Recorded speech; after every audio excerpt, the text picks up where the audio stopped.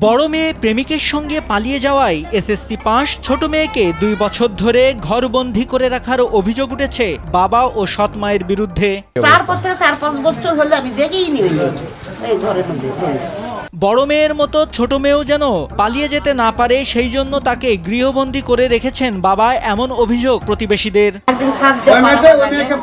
এমন মনে করেন যে ওই ফসকাল পাশে হয়তো তালা তোলা খোলা ছিল, দৌড় মারছে, একই দৌড়ে মেয়ে আর বাড়িতে আসে। কোথায় যে গেছে যে এখন বিয়া শাদী করে যে ঈদের বলে একটা আমি তো দেখিনি। এই যে ছোট তালা শুনিলি যা তালা দেওয়া আছে, তালা দেওয়া আছে, কেন তালা দেওয়া থাকবে। এসএসসিতে জিপিএ 5 পাওয়া মেয়েটিকে মাঝে মাঝে চেতনানাশক, ঘুমের ওষুধ দেয়া সহ নানাভাবে নির্যাতন করতেন বাবা মোহাম্মদ এনামুল, এমন অভিযোগও করেন প্রতিবেশীরা।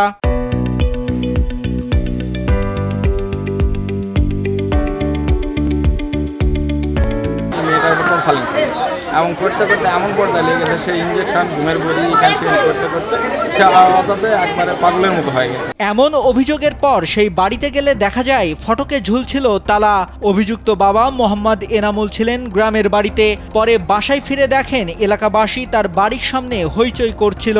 তাকে মেয়ের প্রসঙ্গে জিজ্ঞাসা করলে সব অভিযোগ অস্বীকার করেন। বাইরে যায় জি, তখন বাইরে তালা দিয়ে যায়, আবার আসার পর সব ওপেনিং খোলা থাকে, পরে এলাকাবাসীর তোপের মুখে এ সময় বাড়ির তালা খুলে ভিতরে যান অভিযুক্ত এনামুল। এ সময় দেখা যায় বাড়ির সব জানালা দরজা বন্ধ, এমনকি জানালা দরজা যেন মেয়ে খুলতে না পারে সেজন্য টিন ও কাঠ দিয়ে ঘেরা। মেয়েটি গৃহবন্দী থাকতে থাকতে বর্তমানে মানসিক ভারসাম্য হারিয়ে ফেলতে বসেছে। মেয়ে কলেজে যাওয়া আসার সময় অনেককে উত্ত্যক্ত করায় মেয়েকে ঘরে রাখা হয়েছে বলে পরে জানান বাবা মোহাম্মদ এনামুল। ইন্টারে পড়তো, 1 বছর থাকে যখন লেখাপড়া করে বাইরে ছেলে পেলে রোডে ডিস্টার্ব দেয়, সমস্যা হয়। মেয়েকে গৃহবন্দী করে রাখা ও মারধরের ব্যাপারটি অস্বীকার করেন এনামুলের দ্বিতীয় স্ত্রী মোসাম্মদ ফুতিও। অভিযোগ পেয়ে পুলিশও ওই বাড়িতে যায়, তবে তারা সেখানে ভালো পরিবেশ দেখেনি। পাশাপাশি বাবা মোহাম্মদ এনামুলকে মানসিক ভারসাম্যহীন মেয়ের সুচিকিৎসার পরামর্শ দেয় পুলিশ। আমরা সরজমিনে এসে ঘটনাস্থল পরিদর্শন করলাম, করার পর আমাদের কাছে যেটা মনে হলো সামাজিক পরিবেশ সেটার একটু অভাব আছে এবং আবদ্ধ পরিবেশ।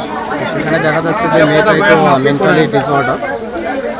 আমরা তাদেরকে, তার বাবাকে প্রাথমিকভাবে মেয়েটার সুচিকিৎসার জন্য পরামর্শ প্রদান করেছি এবং অন্যান্য যে আনুষঙ্গিক বিষয়গুলো আছে, বাড়িতে বসবাসের জন্য যতটুকু সামাজিক পরিবেশ প্রয়োজন, যতটুকু আলোর প্রয়োজন এবং মেয়েটার সুচিকিৎসার জন্য যে সামাজিক পরিবেশের প্রয়োজন সেটা সুনিশ্চিত করার জন্য আমরা তাদেরকে বিশেষভাবে বলেছি। নাইমুল হাসিব, কালবেলা।